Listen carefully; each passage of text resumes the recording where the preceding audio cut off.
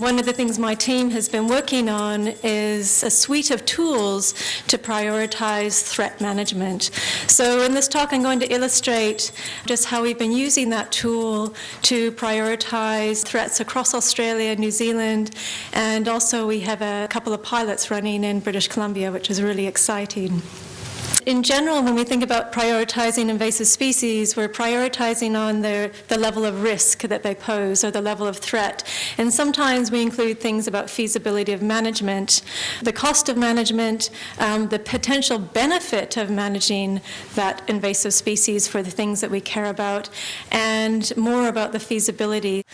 So what can tend to happen is when we don't have the cost, the benefit, and the feasibility factored into the prioritization, we end up with a situation where invasive species with a very low benefit of management and a very high management cost take top priority, and that's not what we want. So my team has been developing this thing called priority threat management, and we use this to prioritize a whole range of threats, whether it's mining, logging, overfishing, grazing, or invasive species. We've been using it to prioritize what we should do, where we should do it, and when across a range of heterogeneous landscapes and seascapes in Australia and New Zealand primarily. That map of Australia shows the Kimberley, the Pilbara, this big green area in the middle called the Lake Eyre Basin, and then a yellow area on the edge, southeast Queensland. That's kind of been the focus of our research to date, which is really about a quarter of the Australian landscape. And the key thing is that we can be really clear about what we can afford to manage and what we can't. And so what we found in Australia is that what we've been doing in the past is that we've been investing a huge amount of effort in things that we have very little chance of success, and that's what we want to avoid. We want to use the resources we have most effectively and efficiently.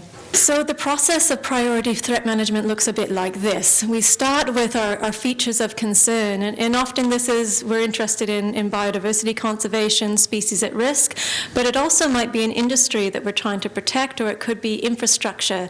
So our feature of concern could be native flora and fauna, ecosystems, communities, but again, it could also be some industry.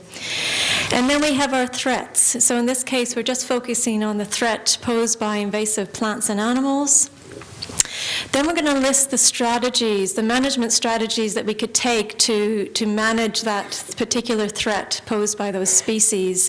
And within those management strategies are a whole bunch of individual actions that we take. And those actions can range from, might be a herbicide application, it might be more research to understand the population dynamics of the invasive species, it might be weeding, all manner of actions that we could take.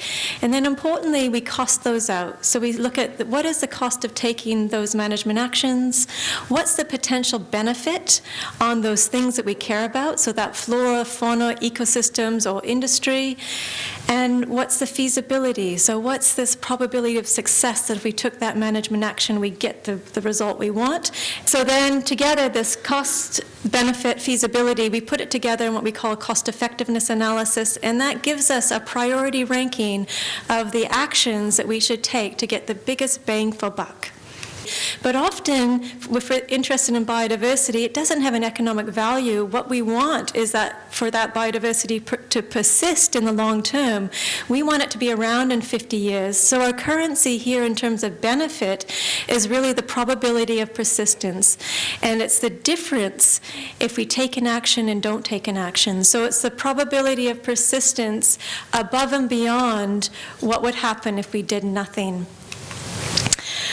So this is the Lake Eyre Basin. It's really the heart of Australia. It's about the 5th largest inland draining system in the world.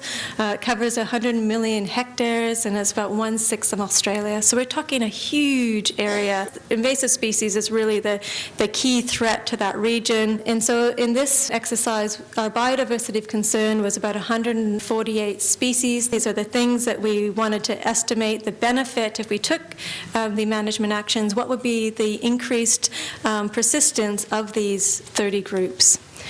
The key invasives highlighted in this region, we have predators, cats, foxes, dogs, feral pigs. managing pigs is the most cost-effective thing to do within that region. And then it's horses and donkeys, and then cane toads, camels, rabbits, gambusia.